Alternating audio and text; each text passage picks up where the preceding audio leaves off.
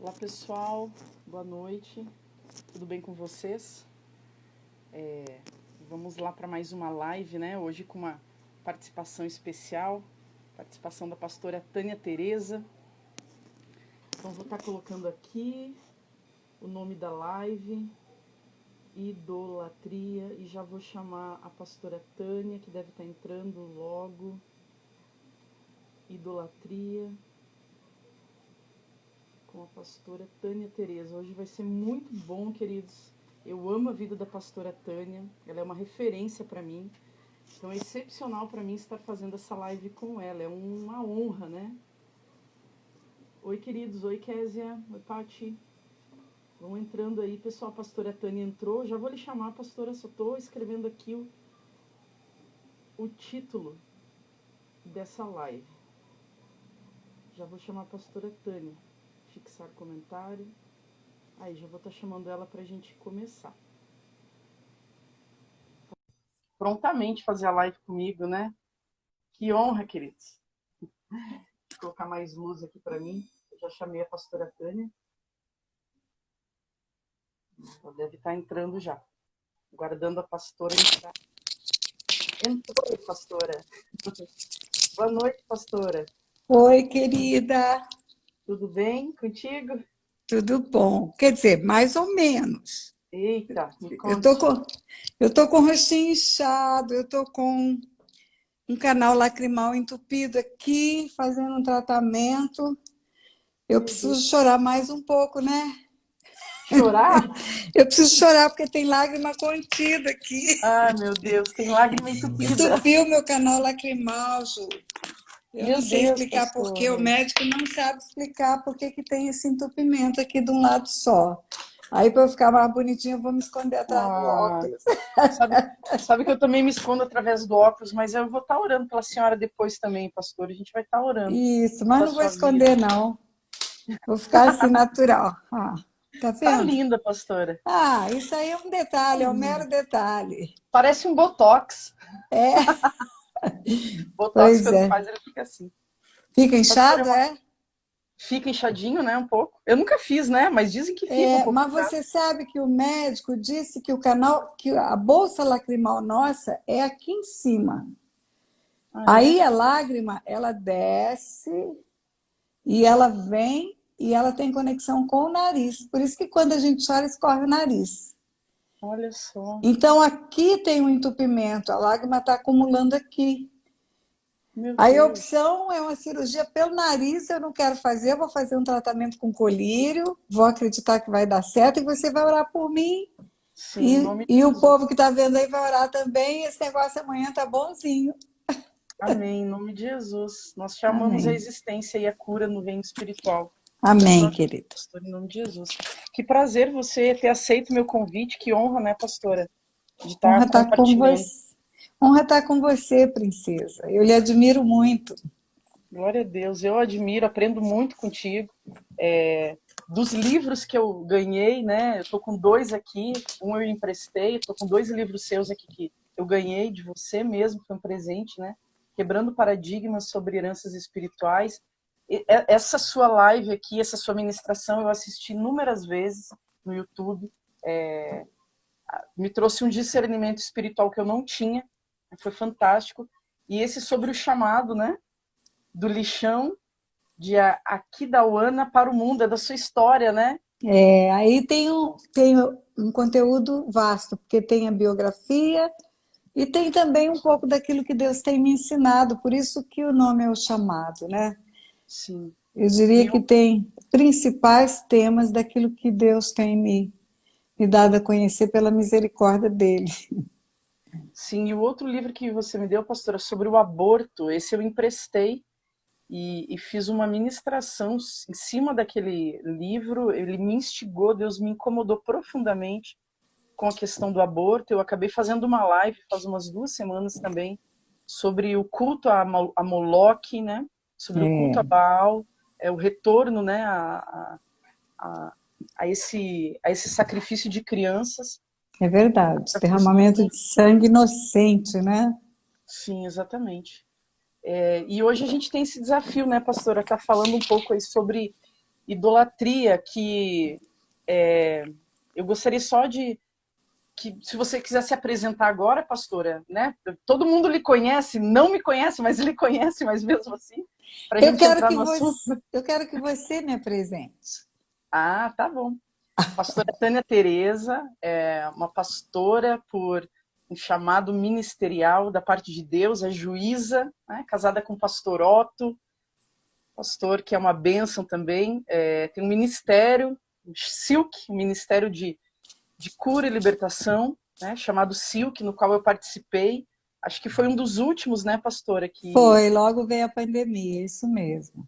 que deu para fazer aí, é um curso de uma semana, mais ou menos, e tem ministrado aí, eu não tenho a pretensão de falar quantos anos a senhora está na, na estrada, né, mas trazendo temas que são contemporâneos, que são divisores de água na vida de quem escuta, na vida de quem participa, e tem uma vida nos bastidores, né? Não é uma vida de púlpito. Isso é o que mais me admira, porque a gente tem tantos palestrantes, né, com assuntos tão importantes, né, pastora? Mas que não tem tanto uma vida nos bastidores como a senhora e o pastor Otto têm. Isso me admira muito. Eu lembro que mandei um e-mail para você antes de participar do teu seminário do Silk, e você me respondeu. E eu imagino quantos e-mails e pedidos de ajuda e socorro e orientações você recebe. E teve a humildade de me responder uma coisa que você já responde toda hora nos teus vídeos, e a gente ainda vai pedir essa ajuda por e-mail e você humildemente responde. Então, O tempo todo, Juliana, o tempo todo atendendo pessoas, o tempo todo, e parece que nesse período de pandemia ficou ainda mais intensa a busca e a procura de um socorro espiritual, de um aconselhamento, de uma orientação. Muitas pessoas, parece que muitas pessoas vivem como ovelhas que não têm pastor. E a gente responde a todo mundo, independente de onde é e o que pergunta, aquilo que podemos atender, atendemos, porque entendemos que tem que ser assim, entendemos que a vida cristã é ser semelhante a Cristo, e ele era assim, né? Ele estava acessível, né, ali. pastor? É, é. O cristianismo só tem uma estrela, Juliana, chama Jesus. Amém. Os outros todos são discípulos, todos nós somos discípulos, né, desse grande mestre, Vou todos arrumar minha nós. cama aqui enquanto você Arruma. fala, minha câmera, pastora, que falaram que está muito alta. Você estava escondida lá. Aí, agora melhorou. Vou arrumar aqui. E você é Vamos tão falar a linda, verdade. tem que aparecer inteira. Ei, recebo, em nome de Jesus. Aí, agora, Aí, aí, melhorou, né? melhorou, agora sim. Tá bom. Então é isso, pastora. É o pouco que eu conheço, né, de você, é bom, me gerou vida. Sim, o pouco que eu conheço, na verdade, são as suas ministrações, que são muitas, e eu já assisti quase todas, né? Então, para mim, você é uma referência de quem tem uma vida doada nos bastidores, né, a gerar vida em outras pessoas. E eu creio que quando a gente tem a gente gera vida nos bastidores para outras pessoas, quando a gente sobe no púlpito é só uma consequência, né, pastora, daquilo que a gente faz lá atrás, né, que ninguém vê. É, é verdade. E é uma alegria. Você sabe que não tem maior alegria do que estender a mão para as pessoas. Não tem. Para mim, não tem maior alegria. Eu falo que tantas coisas eu já fiz na vida, na minha história profissional. Juíza foi a última parte da minha carreira profissional, mas professora, bancária, procuradora-geral de um município. E aí, quando chega nesse ponto de ser, digamos assim, uma pastora, alguém que ministra a palavra, que cuida de pessoas, eu estou vivendo a melhor coisa dessa terra, melhor do que vivi até hoje. E aí eu penso assim, quando eu era professora, eu dava muito resultado, excelente trabalho. Como bancária, muito resultado, excelente trabalho. Como juiz, eu procurei ser excelente em tudo. Agora eu tenho que ser melhor, melhor do que eu fui até então. Eu tenho que dar mais de mim porque não é para uma instituição, não é para uma organização, é para o nosso Deus, né? Glória a Deus. Tem que dar o melhor. Eu falo, minha filha mexe comigo, às vezes a gente, agora não, porque vem a pandemia, você, né, teve que ficar em casa, fomos forçados a isso. Mas viajamos muito, muito, muito, pregando, ensinando para todo lado, cuidando de vidas. E aí teve um dia, o ano passado, a minha filha falou: mãe, você já vai viajar de novo, você acabou de chegar. Você nem desarrumou a mala, você só trocou, tirou roupa suja, botou limpa e tá aí tudo com necessaire, sapato, tudo arrumado. Eu disse: vou. Ela falou: eu não tenho mãe, minha mãe é virtual agora, só que ela tem 52 anos, 54 anos.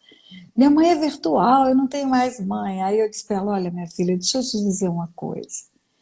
Você teve o melhor da minha vida. Você teve o vigor da minha juventude. Você nasceu, eu tinha 17 anos. 17 anos.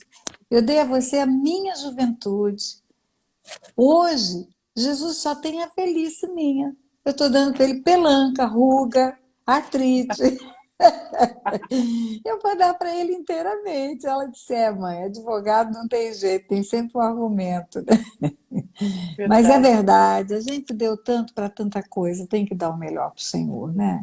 Exatamente. Eu falo muito isso com o pessoal que eu atendo, né, eu trabalho na área da sexualidade, e eu falo para eles: se você mergulhar em Cristo da mesma forma que você mergulhou na homossexualidade, como eu mergulhei na homossexualidade, a gente vai descobrir tesouros, né, profundos Sem no dúvida, coração de Jesus, sem dúvida, né? A gente se doa para o pecado e não se doa tanto para Jesus. sem Mas dúvida. vamos entrar no nosso assunto, pastora, que eu tô... Vamos, vamos, porque está batendo papo, porque não se encontra há tanto tempo, É, né? é verdade. A gente já estava pronto aqui para ir para o próximo Silk, mas assim que tiver o próximo Silk, a gente vai em bando daqui do Rio Grande do Sul de novo, pastor. Pois é, eu já estava feliz da vida com a agenda marcada para ir. Já tinha separado, seria outubro. O Silk no Sim. Rio Grande seria no mês de outubro, né? Um beijo para Tati Von Muller, que está me pedindo um beijo ali. Tá. Beijo, beijo. Só vou fazer uma introdução, pastora, pode ser? E aí lhe passo Pode. a palavra de algo que eu estava pensando a respeito da idolatria, que é o nosso tema de hoje, né? Sim, Vejo que as respostas estão no Éden, né, pastora? E com a idolatria não é diferente, né? A idolatria nasce no Éden, ao ponto quando a mulher entrega a confiança do seu coração para as palavras sedutoras de Satanás, né? As palavras promissoras de Satanás. Entrega a confiança do coração dela. E a idolatria é essa servidão de coração, né? Para algo ou alguém que não é Cristo, que não é Jesus. E eu vejo que ali no Éden a primeira idolatria instalada, que eu identifico também como uma idolatria contemporânea, foi justamente a idolatria do saber. Me corrija se eu estiver errada, mas a idolatria das ideias, aonde Satanás instiga o homem e a mulher a ter um saber que não provinha de Deus, né? A ter um conhecimento que provinha de uma criatura, da árvore do conhecimento do bem e do mal, e não vinha de Deus, né? E aí eu percebo que a primeira submissão, servidão do homem e da mulher, então, é pela atração do conhecer mais, da árvore do conhecimento do bem e do mal. Então eles aceitam, né, a proposta de Satanás, se curvam, confiam, né? Isso que a gente vê de um ídolo, a gente confia, a gente entrega o nosso coração, aquilo que ele está nos prometendo, para então receber o conhecimento que vem a partir de uma criatura, a partir de uma árvore do conhecimento do bem e do mal. E aí eu fiquei refletindo nisso hoje, já tinha refletido em outro momento, que ali começa então a condição de idólatra do ser humano, né? Onde ele deposita o seu coração. Ele rejeita Deus, mas como ele é feito adorador por natureza, né? Ele rejeita Deus, mas ele não consegue ficar sem adorar. Então ele adora a si mesmo, ele rejeita o Criador e ele se coloca no lugar de culto, né? No lugar de servir. A partir de agora eu vou me servir. A mim, os meus desejos, aos meus propósitos. E ali eu vejo que Deus não queria que o homem tivesse acesso ao conhecimento do bem e do mal. porque é um conhecimento que vem a partir do homem natural, né? Do homem caído. Deus queria que o homem continuasse recebendo a verdade, que era através do relacionamento do Espírito. E quando o homem come da árvore do conhecimento do bem e do mal, a primeira coisa que acontece é justamente a desconexão com o Espírito, né? Ele perde essa comunicação, esse receptor da verdade, né? E aí eu li alguns capítulos, versículos hoje da Palavra de Deus que diz que o Espírito, ele trabalha na verdade. É o Espírito da verdade que o mundo não pode conhecer, né? O Espírito trabalha no campo do que é verdadeiro. E o que é verdadeiro, ele vem através de uma relação com Cristo, e não através de um culto a um Senhor, uma criatura. E eu vejo que o homem ali no Éden, ele cultuou uma criatura, um saber, uma ideia, para receber dessa criatura, dessa árvore, um conhecimento. E ele rompeu a conexão com Cristo, né? E rompeu aquilo que ele recebia de verdadeiro. Ele rompeu a palavra da verdade que ele recebia através de uma relação. Eu vejo que Satanás propõe a todo momento que nós permanecemos num culto a um Senhor. E Jesus Cristo, desde o início, desde o Éden, ele veio para que nós não cultuássemos um Senhor, mas para que nós nos relacionássemos com o Pai. E Satanás volta com essa mesma... instituindo essa mesma coisa, o culto, né? O culto a uma prática, o culto a uma ideia, o culto a uma ideologia, o culto a uma imagem, o culto a uma imoralidade, o culto a uma egolatria. E Jesus ele vem tirar esse culto e ele restabelece a conexão de relação, né, de relação pai e filho. Ele não quer mais um culto a um Senhor distante, a um Deus pregado numa cruz, mas ele quer a relação de pais e filhos. Ele nos conecta a Deus através de uma relação. Então, eu fiz essa introdução porque eu conectei algumas coisas e queria que você me falasse aí, pastora, o que você acha dessa questão da idolatria, hoje, lá atrás, como começou. Eu creio que a primeira idolatria, e é uma idolatria que nós estamos vivendo hoje, ela foi justamente a idolatria das ideias, a idolatria do saber. Eu quero um conhecimento, eu abro mão da verdade. Eu quero um conhecimento. O conhecimento no campo natural, no campo do que é bom e do que é mal, né? E o Espírito Santo não trabalha no campo do que é bom e do que é mal, ele trabalha no que é verdade, no campo da verdade. Eu vejo como as nossas convicções hoje, elas são errôneas. As nossas convicções do que é bom e do que é mal, elas caem no campo de nós darmos a vida por coisas que nós acreditamos que sejam boas. Não, mas essa causa é boa porque ela traz dignidade às mulheres, por exemplo, né? Idolatria do feminismo. Mas é uma idolatria, porque ela não está no campo da verdade, né? Então não importa quem falou, como falou, quando falou. Se não tem a base bíblica da verdade, se não tem respaldo do Espírito Santo de Deus, não é verdade. É no campo do saber, é no campo das ideias, no campo da idolatria. E aí queria que você falasse aí, pastora, que eu quero ouvir de você. Eu queria ficar escutando você o resto da noite, gente. Ah, não. Então, eu falo que tudo começa com a queda de Lúcifer, né? Com a queda do anjo de luz. Ele tinha como seu habitat natural o céu e a presença do Deus Todo-Poderoso. E os anjos foram formados por louvor da glória de Deus, para reconhecerem também Deus como o único Senhor, o único Deus, aquele que governa o universo. A partir do momento que Lúcifer encheu-se de soberba, encheu-se de orgulho, de vaidade, quis ser como Deus, ele quis receber a glória que era de Deus. Então começa ali o princípio da queda, o princípio do pecado e o princípio de toda subversão à verdadeira adoração, né? Lúcifer, ele cai, desce do habitat natural dele, e aí na Terra ele começa a produzir um ambiente de sedução para levar o homem a olhar para tudo menos para o seu Criador, olhar até para si mesmo, mais do que para o seu Criador. E, em resumo, se fosse falar em suma o que seria uma idolatria, seria uma veneração, uma adoração, um, um exagero de ter em alta conta tudo com uma medida maior do que ter Deus, né? Amarás o Senhor teu Deus de todo o teu coração, de toda a tua alma, de todo o teu entendimento. E isso aí tem sido a subversão que começa no Éden. Deus não proibiu o homem de tomar do fruto de todas as árvores. Ele apenas advertiu que aquela única árvore, do fruto do conhecimento do bem e do mal, é que não deveria ser tocada. Eu até vejo, sabe, Ju, que ele... Posso te chamar de Ju? Claro, por favor. Eu até vejo que ele não queria que o homem não tivesse conhecimento, né? Porque todo conhecimento vem dele, toda instrução vem dele, toda ciência vem dele, tudo de bom.com vem do céu. Ele não queria que o homem tivesse conhecimento do mal.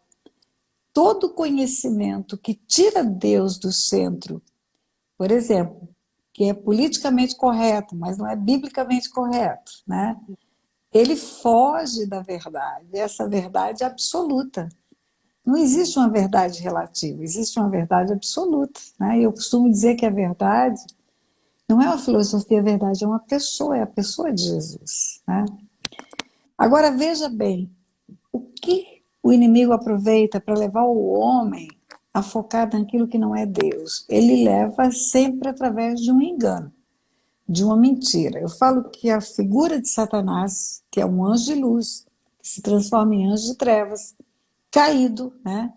Um espírito imundo, ele sai da luz e ele vem para as trevas. E das trevas onde ele habita, ele vai para um lago de fogo e de enxofre. Esse é o itinerário dele.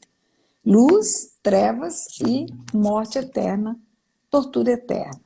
Então ele não tem absolutamente nada a perder, porque não tem volta para ele, não tem retorno para ele, né? Por que não tem retorno? Muitas vezes eu perguntava por que o sangue de Jesus que reconcilia todas as coisas com Deus, como está em Colossenses capítulo 1, versículo 19 e 20, por que não pode reconciliar o anjo caído? Porque o anjo caído tinha pleno conhecimento de quem era Deus. Ele via Deus face a face. Ele sabia como era o caráter de Deus, ele sabia da retidão que era o Senhor, da justiça que era abaixo do seu trono.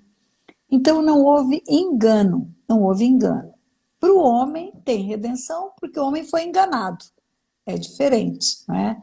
Ele tinha a plenitude do conhecimento de Deus. Ele tinha a plenitude do relacionamento e ele escolheu afastar-se. Então ele sabe que o lugar da luz, o lugar da presença de Deus, é o lugar da plenitude de vida. Ele sabe que esse lugar que ele perdeu pela escolha errada é o lugar que vai levar o homem àquilo que é o seu destino eterno, formado por Deus para viver eternamente com Deus. E aí ele conduz o homem ao engano desde o Éden, para que o homem foque em qualquer coisa criada, menos o Criador.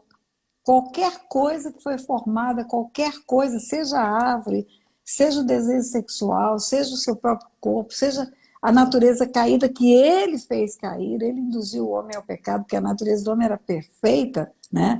Antes daquela escolha. Mas tudo começa com o espírito de engano. Por isso que eu falo que o homem, ele tem uma natureza de adorador que só se completa quando ele conhece Deus. Ele vive procurando outras coisas porque ele vive enganado. Seja na sexualidade, seja na adoração a ídolos feitos por mãos humanas, seja no ocultismo, seja o índio no meio da floresta adorando a lua, o sol, as estrelas. Ele está sendo conduzido por um espírito de engano, por um espírito mentiroso. E a mentira é a oposição da verdade. Você acabou dizendo que a verdade é que vai nos levar ao pleno conhecimento das coisas. Então, o Satanás é o perito no engano. Ele vem para mentir e induzir o homem que isso é bom, isso vai levá-lo a uma plenitude, a uma satisfação. Aí vem o hedonismo, vem o egocentrismo, vem tudo que é ismo da vida, tirando o homem do foco principal, aonde é o único lugar que ele tem plenitude de vida. É quando ele tem o seu coração conectado com Deus, recriado o seu espírito, que estava morto pelo pecado, e aí ele vai se encontrar com o Deus verdadeiro. Quando a Bíblia fala de adoração, tem dois textos que me impressionam muito, muito. O primeiro texto está em Deuteronômio capítulo 4, eu até deixei a Bíblia aberta aqui para fazer a leitura literal, né?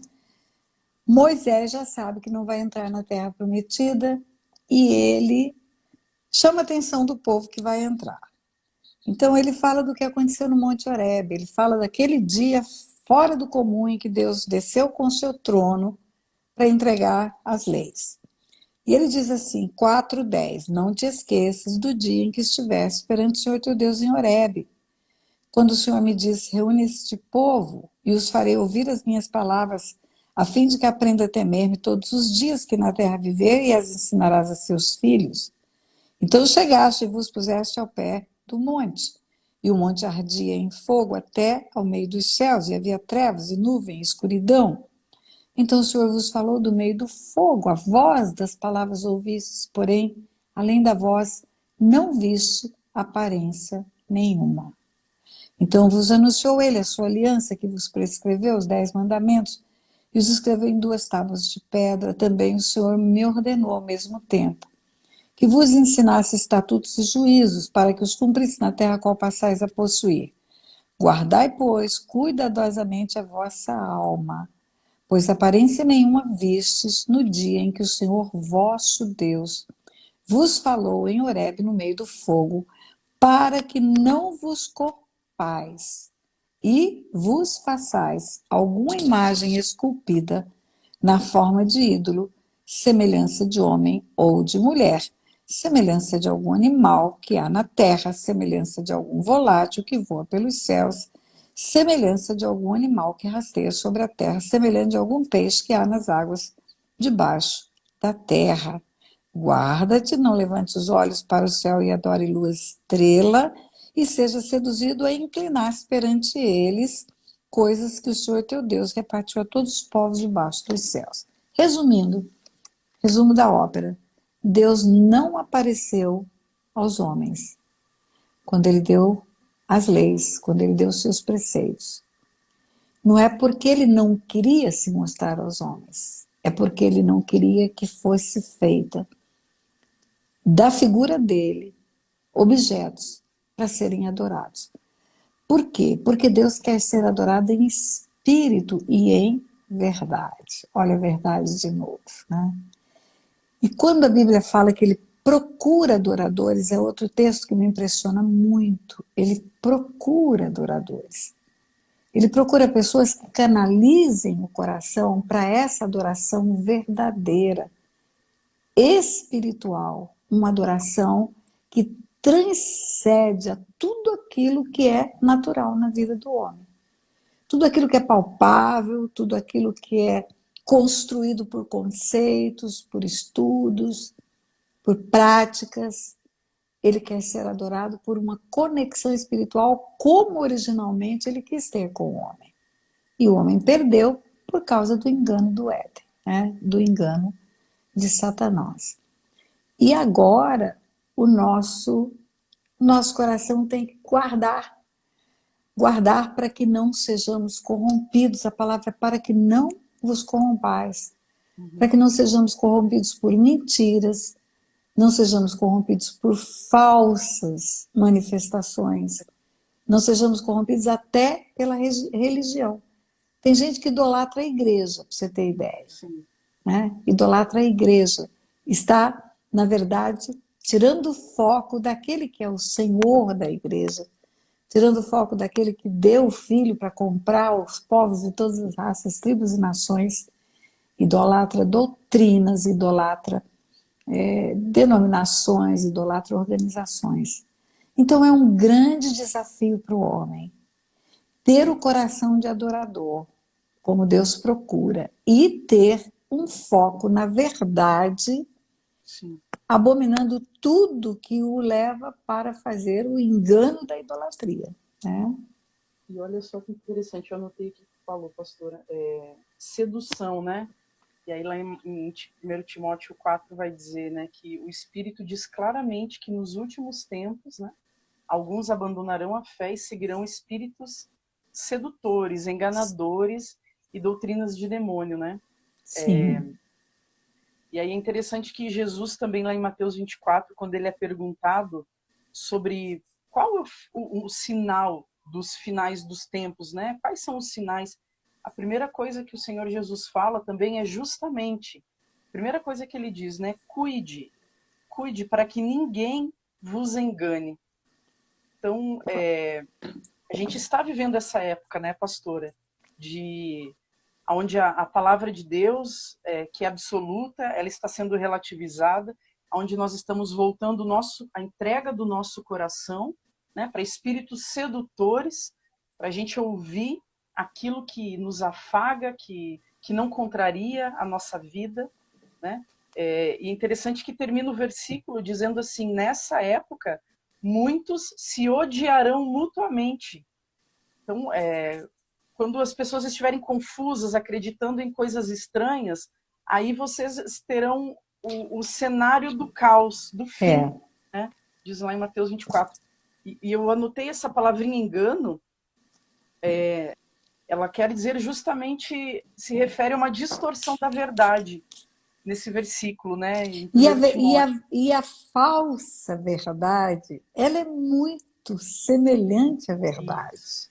O né? falso Deus, né? Ele se apresenta Imagina semelhante. você que uma nota falsa, ela tem todos os sinais da nota verdadeira. Ela só não tem os segredos que a identificam como a verdadeira. E o Mas valor da verdadeira, né? exatamente, ninguém falsifica uma nota de R$ 45, porque não existe a verdadeira, né? A falsificação é uma busca de enganar a pessoa achando que aquilo é verdade. Aquilo é verdade.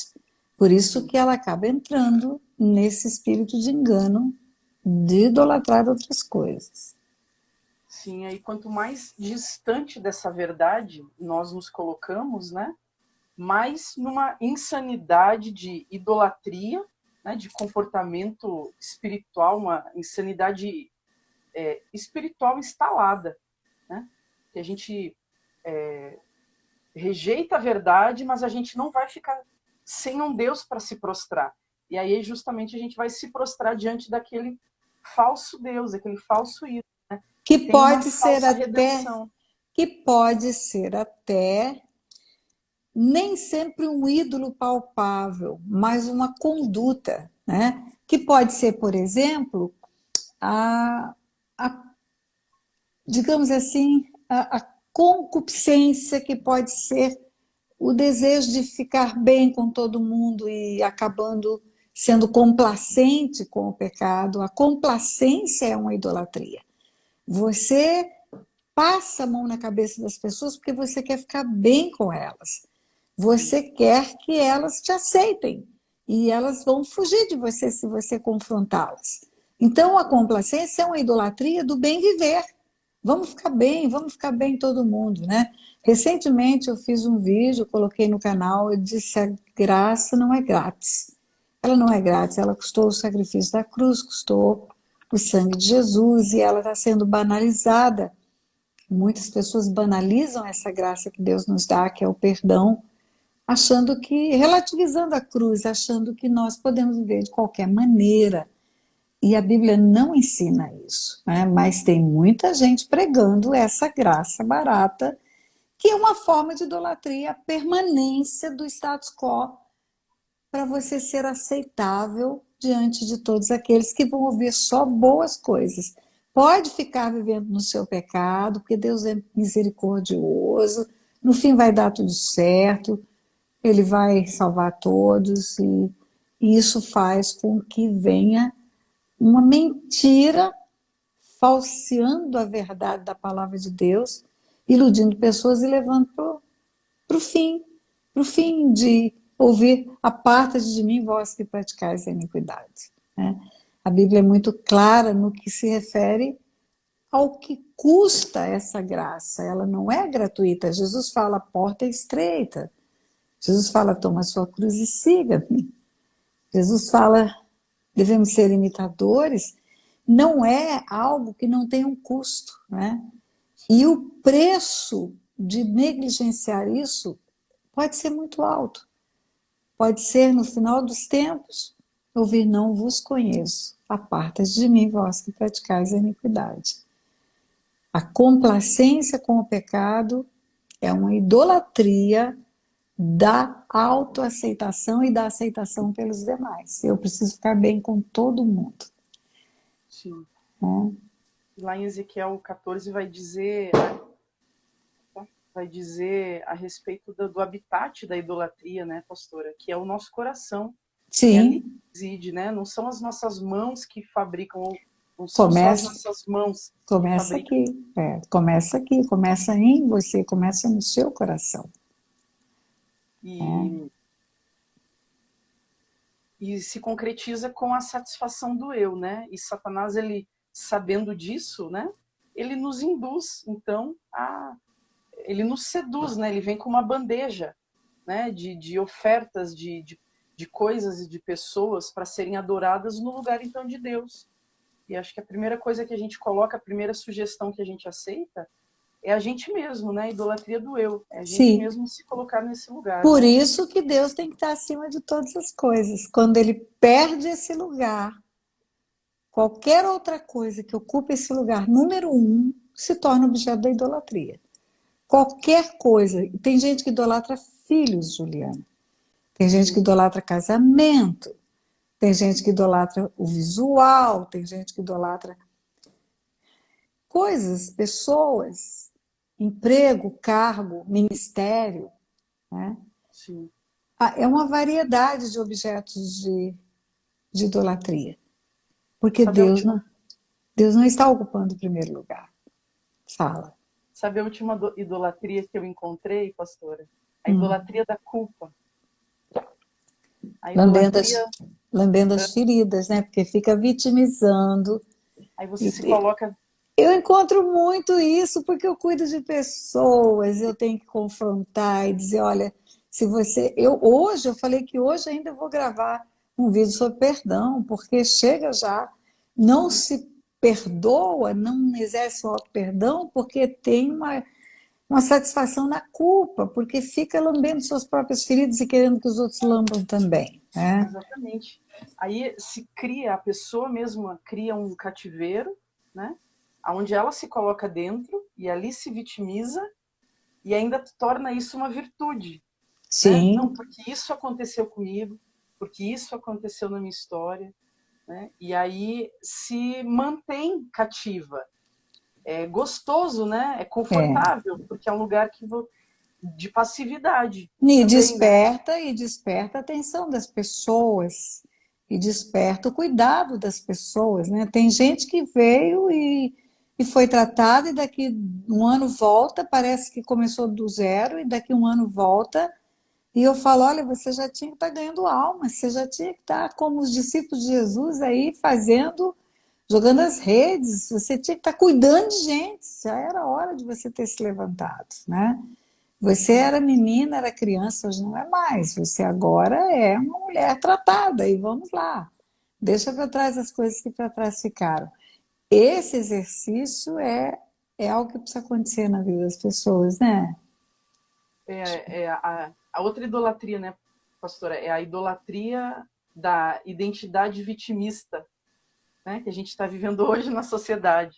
A gente se coloca nessa posição de injustiçado, como se a sociedade, o mundo, as pessoas, Deus me devessem algo. Né? Então, elas que mudem, a sociedade que se adapte à minha condição de injustiçado. Né? Porque...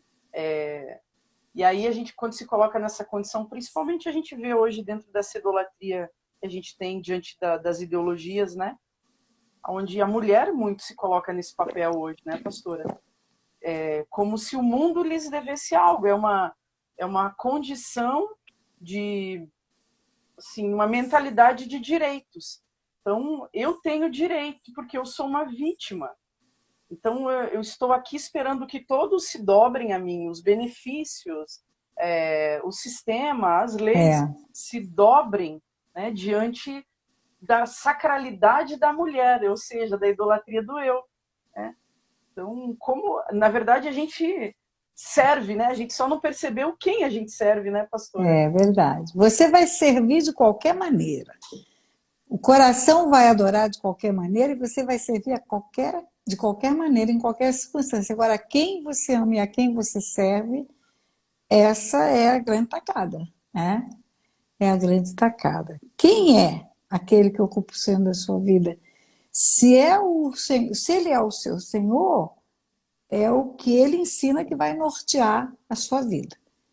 A Bíblia vai passar a ser a sua regra de fé e prática mesmo.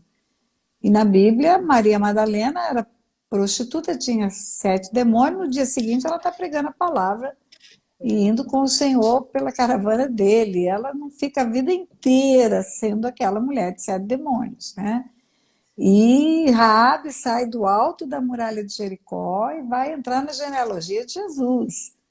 Vai ser a bisavó de Davi. Ela não vai ficar a vida inteira com uma prostituta da muralha de Jericó. Talvez nesse tempo de agora ela requeresse um benefício, uma bolsa prostituição, se ela vivesse hoje, né? Meu Deus, não dá ideia não, pastora, não dá Não, ideia. entendeu? Mas realmente mudou. Eu digo assim, metanoia é pouco. Tem que ser metamorfose, junto com a metanoia. Metanoia acumulada de uma metamorfose. Eu sou outra pessoa. Eu não tenho só outra mente, outro pensamento, mas eu sou outra pessoa e tenho outros objetivos, e tenho outros desejos, e tenho outros focos, e ninguém vai me reconhecer mais naquela velha mulher, e eu preciso sair daquele lugar, né? Então, também a idolatria daquela que eu fui pode impedir que eu venha a ser quem Deus quer que eu seja, Sim, não é? sim, a idolatria do passado, né? Da minha É, história. não é? As pessoas falam, a senhora tem coragem de contar a sua história? Tenho, porque ela não mostra uma história de superação tão somente, ela mostra uma transformação real. Eu não tenho nada da menina chorando porque foi abusada sexualmente, eu não tenho nada da menina rejeitada, isso aí foi tudo curado, tratado, resolvido, tudo na cruz. E eu sou agora power, eu sou uma mulher que tem o poder de ser filha de Deus. Ele veio para os seus não receberam. Aqueles que o receberam, deu-lhes o poder de serem feitos filhos. E como filha, eu sou nova criatura, completamente nova, né? Então eu conto a história para animar as pessoas a saírem do lugar da passividade, a saírem do lugar desse vitimismo que só paralisa, né? Sim. E como como a idolatria nos seduz, né, pastora, por ter essa aparência de verdade com relação a que ela vai nos trazer a redenção, que está só em Jesus, né? É.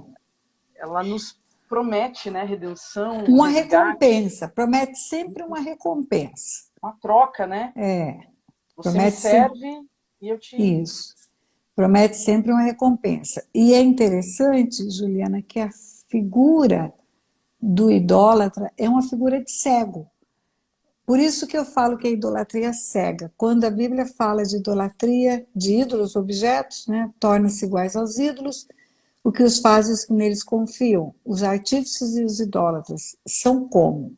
São deficientes espirituais. Tem olhos, não veem, tem boca, não fala, tem pé, não anda, tem mão, não apalpa. Eles se tornam um deficiente espiritual. Há uma acomodação dos sentidos e há uma paralisação do raciocínio. Parece que perde a capacidade de pensar. É muito doido isso. Parece que perde a capacidade de pensar. Eu tive um sonho, eu acho que eu contei no Silvio que você foi.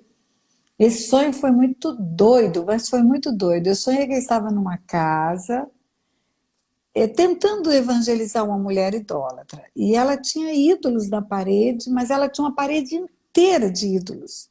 Do maior para o menor. O maior era do tamanho dela, o menor era petitinho. Então vinha aquela escala de ídolos e eu falava para ela: a senhora tem tantos deuses, a senhora tem tantos ídolos, todos foram feitos por homens, a senhora que limpa, é a senhora que tira ele do lugar, a senhora que arruma o lugar deles. Como que ele pode ser seu Deus? Como é que ele pode fazer alguma coisa pela senhora? E aí falava da Bíblia, falava textos bíblicos, e ela cega, espiritualmente cega, completamente deficiente. Aí eu tive uma ideia. Eu falei para ela: faz um café para mim. Eu estou com vontade de tomar um café. Aí ela foi para a cozinha. Quando ela saiu da sala, eu peguei um ídolo do meio, nem o maior nem o menor, mas um ídolo de uns 70 centímetros de altura. Tirei daquele meio e escondi atrás da cortina da sala dela. Quando ela voltou, era notório aquele vão, porque aquilo estava ocupado até então. Era notório que faltava um ídolo ali. Aí ela olhou para mim, isso num sonho, estou falando de um sonho. Sim. Ela olhou para mim e ela falou: cadê o meu ídolo? Onde você pôs o meu santo? E eu fiquei quieta. Ela falou: você pegou, claro que você pegou. Por tudo que você falou, eu sei que foi você quem pegou. Aí ela disse: onde ele está? Eu falei: chama ele. Pergunta para ele onde ele está. Ele vai lhe responder. Aí ela olhou bem para mim e ela disse: mas ele não responde. Eu disse: então faz o seguinte, tem uma turma aí, pergunta para eles aonde ele foi. Quem sabe um deles vai te responder. E ela falou: nenhum vai responder. Aí acabou o sonho. Eu falei: é exatamente assim, né? É exatamente assim. A idolatria gera uma cegueira, uma incapacidade de pensar, de avaliar o que é que está sendo adorado e qual é o resultado daquilo que está sendo adorado, né? Aí outras reuniões eu faço uma brincadeira, eu falo: vamos fazer falas que são conhecidas, eu começo e você termina. São coisas populares, sol com chuva, casamento de, e o povo responde viúva. Aí eu digo assim: panela velha que faz comida, e o povo responde boa. Aí eu falo: não falta um chinelo velho com um pé, o outro fala cansado. Aí eu falo: cuidado com o andor, porque o santo é de barro. O santo é de barro. E é uma cegueira, a gente não vê isso, Júlia. A gente não vê. Quanto mais exposição, profundidade que a gente se expõe a esse ídolo, né, pastora? Mais a gente é transformado semelhante à a ele. semelhança dele, né? Porque A semelhança é impossível a gente ter uma relação com um culto, né, uma adoração, e isso não produzir um efeito sobre a nossa vida. Sim, né? torna-se semelhante. Essa relação não é estéril, né? Esse Não. culto, essa idolatria, ela vai produzir uma consequência. Isso. E uma das coisas, eu me lembro, pastora, que eu observei na minha vida quando eu passei a vida inteira na homossexualidade, e eu vim então para Cristo agora há 7 anos, mas uma das coisas que eu parei para analisar na minha vida dentro da homossexualidade foi olhar para a minha vida e falar assim: a minha vida é infértil, é improdutiva. Por quê? Porque eu me assemelhei ao ídolo da homossexualidade, que é um ídolo infértil, improdutivo, ele não deixa legado. E todas as áreas da minha vida, na semana do meu aniversário, quando eu parei para conversar com Deus, que foi ali que o Senhor me converteu, converteu meu coração, eu lembro que eu olhei para todas as áreas da minha vida, eu falei: a minha vida é estéril. E eu não tinha essa noção de idolatria, eu nem sabia que mal porcamente acreditava em Deus, mas eu percebi isso, porque é uma coisa óbvia. Todas as áreas da minha vida, área familiar, área profissional, área relacional, era uma vida sem frutos. Sem frutos, que é exatamente o que o ídolo da homossexualidade produzia e produziu durante os anos na minha vida. Sim. E assim é com os outros, né? Eu percebo muito isso dentro da área da sexualidade, no ídolo da pornografia, no ídolo da masturbação, que são momentos de gozo, né, de prazer, na solidão, na derrota, no isolamento. E eu vejo que a gente se torna pessoas isoladas, abandonadas a nós mesmos, né? Pessoas que não se relacionam, que não têm mais vínculo, né? Pessoas que cultuam esses ídolos, tanto da masturbação, quanto da pornografia e outras formas de sexo, né? Que a palavra de Deus ali condena. Eu percebo que nós nos tornamos, né? Quem pratica se torna uma pessoa na derrota, porque é ali que Satanás quer, um sexo com o nada, com a Sim, ilusão, sim. né? Com o nada. E a gente se torna isolado. E Jesus ele veio para essa relação, né? A gente ter relação com as pessoas, e não para o gozo somente do corpo, mas do espírito, dentro de uma relação.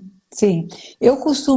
Nós temos um ministério forte também com casais, né? Nós, eu e o pastor Otto. Temos 55 anos de casados, temos uma história longa e muita experiência. Então, ministramos muito para casais. E eu digo, sabe, Ju, que a idolatria às vezes faz com que você construa uma imagem a respeito de uma pessoa que você vai idolatrar essa imagem que não é a verdadeira e vai construir um padrão que a pessoa nunca vai atingir e o seu casamento vai ser destruído, porque a imagem mental que você criou para um marido ou para uma esposa, pode ser para uma amiga, pode ser para um relacionamento pai, mãe, filho, mas no casamento especificamente, idealiza uma pessoa. Quando eu falo que quando Deus fala não farás imagem, ele está falando disso também. Você não cria uma imagem perfeita para ser o protótipo da felicidade para você, que vai te trazer felicidade. Porque esse ser formado por Deus, a imagem e semelhança de Deus, é único, é singular, é diferente de você. E se você não compreender isso, criar uma imagem mental de uma pessoa que seja assim, assim, assim, assim, toda enquadradinha dentro de uma caixinha, vai frustrar o relacionamento conjugal. E a maior parte dos casamentos que acabam por causa disso. Porque cria-se uma ideia mental de uma pessoa que não existe. Você criou uma imagem que não existe. E essa imagem tinha que ser do jeito que você criou para você se dar por satisfeita. E aí ela não é o que você queria que ela fosse, ela é o que ela é. Isso vai fazer com que você tenha dificuldades de relacionamento, de aceitação e etc e tal, né? Sim. Então, isso destrói relacionamentos também. Criar imagens mentais que eu tenho como perfeita e que, na verdade, é perfeita pela forma como Deus fez e não pelo que eu queria que ela fizesse, né?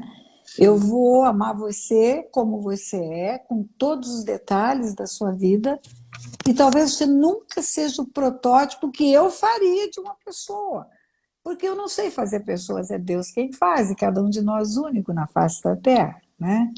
Cada um de nós ímpar, singular. Então, eu vejo que isso é uma idolatria também, a idolatria do sonho do casamento perfeito. E isso resulta sempre numa frustração e sempre numa separação. É terrível isso. Sim. Né? A gente tem 5 minutos ainda, pastora. Vamos orar, então.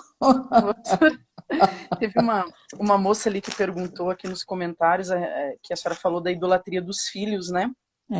Mas é tudo aquilo que rouba o lugar de Deus, a centralidade Tudo que de ocupa o Deus. primeiro lugar na vida de uma pessoa. Exatamente. Tudo que ocupa o primeiro lugar. Se Deus não estiver acima do amor aos filhos, se Deus não estiver acima do amor ao marido, vou trocar em miúdos, você pode perder tudo, você só não pode perder o Senhor. Pode perder tudo. Tem um livro, pastora, do Timothy Keller, Falsos Deuses. Não sei se você viu. Ele faz uma comparação para explicar a idolatria que eu acho fantástica. Ele fala assim: quando você se entristece com alguma coisa que você perdeu ou que foi tirada de você, você fica muito triste, mas você pode ser consolado. Você consegue ser consolado por Deus, pelas pessoas, pelos parentes, seus amigos. Claro.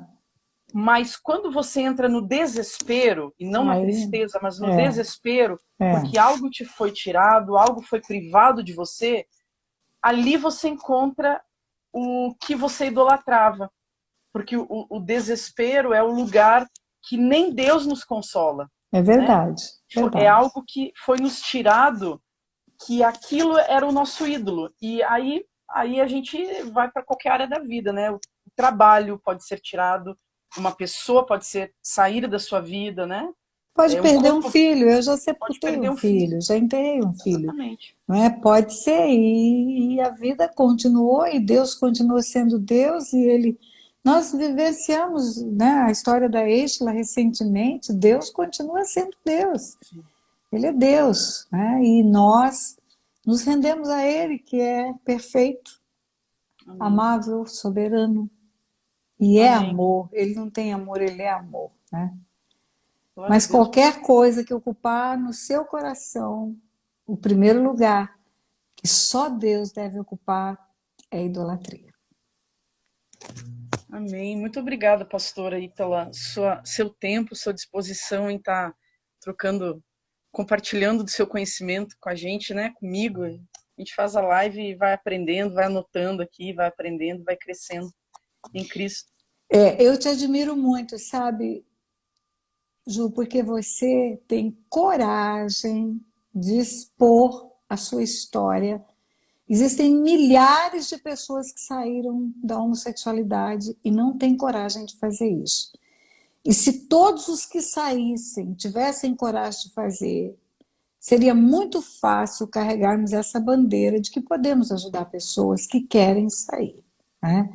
Podemos ajudar, tem saída, muitos me procuram, muitos saem, muitos são transformados, entendem o amor de Deus, o papel e realmente a natureza pela qual foi criado e deixam, mas poucos têm coragem de botar a cara na internet e dizer aconteceu comigo. E você é um exemplo que eu admiro muito, muito, Ju, muito, Amém, admiro pastora. muito, viu? Amém. Nós Muito ainda obrigada. vamos fazer o inverso. Eu vou chamar você para Eba, entrevistar você. tá bom, eu vou esperar. Glória a Deus. Eu quero sim. Vamos orar então, pastora, para a gente encerrar Vamos, essa live. vamos. Você quer que eu ore? Você quer orar? Eu oro e Quero. depois você ora pela cura dessa É, enfermidadezinha que está isso. incômoda aqui, né? Exatamente. Amém. Pai, louvado seja o teu nome, engrandecido seja o teu nome. Senhor, é grandioso poder falar do teu amor, da tua graça. O Senhor é o nosso Deus, é o único Deus, amamos o Senhor acima de todas as coisas. O Senhor tem primazia na nossa vida, não temos outro Deus. Nos rendemos à tua vontade, que é boa, perfeita e agradável. E pedimos ao Senhor que continue a nos instruir, tira de nós tudo aquilo que impede a perfeita compreensão de quem o Senhor é e de quem nós somos no Senhor, Pai, em nome de Jesus. Amém. Amém, Glória a amém, Deus. amém. Amém. Vou orar rapidinho porque acho que tem uns 40 segundos para cair a Ora, live. Pai, em nome do Senhor Jesus, Deus, nesse momento nós queremos, Pai, trazer uma realidade, Senhor, do Teu reino, que é superior a essa realidade natural que está afetando a vida da amém, pastora Tânia com essa enfermidade no olho. amém, Nós então tomamos posse, Senhor, dessa realidade que está no reino dos céus, que é a saúde, amém, e amém. trazemos a existência sobre o corpo natural e Recebo, físico da pastora Tânia Teresa nesse momento, Senhor. recebo em nome de Declaramos a cura Jesus. perfeita do seu olho, de todos Recebo, os seus nervos, as suas células, de tudo amém, aquilo que vem, Senhor, trazendo enfermidade para o corpo dela. Nós amém. declaramos saúde perfeita, em Cura, nome Pai. do Senhor Jesus Cristo, Pai. A Amém, cura sobre a sua vida, amém, física, emocional, em todas as áreas que o Senhor atua na vida dela, amém. nós declaramos a sua paz, a sua cura, em nome de Jesus. Recebo em Amém. nome de Jesus. Amém. Muito obrigada, pastora, de coração. Gratidão imensa pela sua vida. Muito Amém, obrigada mesmo, pastora. Um beijo, amém. pastor Otto. Beijão no coração. Que você continue sendo essa luz, como luzeiro no meio dessa geração, Ju. Amém. Viu? Você sabe que o nome do meu grupo é Farol, né, pastora? É, Farol, grupo de apoio. em sexualidade. A gente, Que legal, que legal. muitos pais de homossexuais e pessoas que em crise com a sua identidade que participam do grupo. Glória a Deus. Que bênção. Que Amém. bênção. Fica com Deus, querida. Fica com Deus, pastora. Tchau, pessoal. Tchau, Beijo, tchau para abraço. vocês que Até estiveram mais. conosco. Essa live vai ficar salva, Ju? Vai ficar salva, tá no meu Instagram, pastora. Vai ficar Tá salva e bom. depois vai pro YouTube também. Tá bom. Quando ela for pro YouTube, você me avisa, tá bom? Tá bom, pode deixar. Um Beijo, abraço. Tchau, beijo, pessoal. querida. Beijo. Tchau, beijo.